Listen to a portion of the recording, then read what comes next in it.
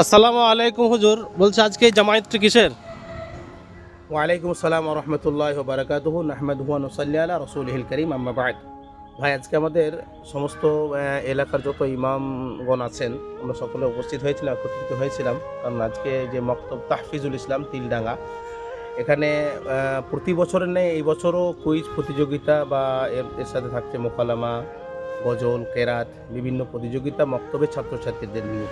সে বিষয়ে আজকে আলোচনা সভা ছিল, অর্থাৎ কীভাবে করলে ভালো হয়, কখন সময়সীমা কেমন কী থাকবে, কোনটার কী সময় দেওয়া হবে, এই বিভিন্ন বিষয়ে আলোচনা হলো এবং তার যে সারমর্ম উঠে আসলো যে আগামী 4 এবং 5 জানুয়ারি, অর্থাৎ 5 জানুয়ারি সমস্ত এলাকার মক্তবগুলো নিয়ে যেটা প্রতিযোগিতা হবে তার টাইম বেঁধে দেওয়া হয়েছে যে সকাল 8:30টার মধ্যে হাজির হতে হবে এবং 9টার মধ্যে অলরেডি প্রোগ্রাম শুরু হয়ে যাবে। 9টার পরে কিন্তু কোনো মক্তব হাজির হলে সেটা অ্যালাউ নাও হতে পারে বা অ্যালাউ না করলে সেখানে কোনো দুঃখ নেওয়ার কিছু থাকবে না।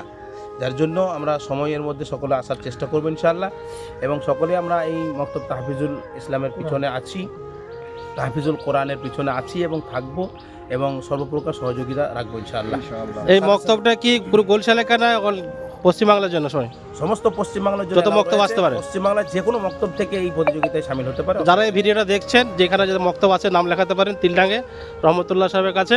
দ্বিতীয় কথা বলছিলাম যে মক্তব থেকে ছাত্র ছাত্রী বা শিক্ষকরা আসবে, তাদের খাওয়া দাওয়ার ব্যবস্থা থাকবে ইনশাআল্লাহ। অবশ্যই খাওয়া দাওয়ার ব্যবস্থা থাকবে, তার জন্য টিফিনের ব্যবস্থা থাকবে এবং দুপুরে খাওয়ার ব্যবস্থা থাকবে, হ্যাঁ, এবং ওয়েটিং রুম করা হবে। তার সাথে সাথে আর একটা বিষয় আলোচনা হলো মক্তবটা একটা ভাই ও বোনেরা, এখানে কেন জোট মারা হচ্ছে একটু পর আপনাকে বলছি। জোট মারলেন লোয়ার ইমাম সাহেব, এরপর দেখেন আমি আপনাদের ইমাম সাহেব, এরপর আপনাদের সামনে আসছে পুরসাদ জামিয়া মসজিদের ইমাম সাহেব, উনি জোট মারছেন খুব ক্ষমতার সাথে বলা হচ্ছে। এরপর হাফেজ রফিক সাহেব কাজীপাড়া, দেখুন কেন জোট মারছে বলছে আপনাদেরকে। এরপর আমার একটা সাথী পুরুলিয়ার এখানে পাশের ইমাম মসজিদের, এই ভাই আমার সাথে মসজিদের ইমাম, মহিচার মসজিদের ইমাম, মহিচার মসজিদের ইমাম সাহেব, আর এই ভাই একটা মসজিদের ইমাম সাহেব।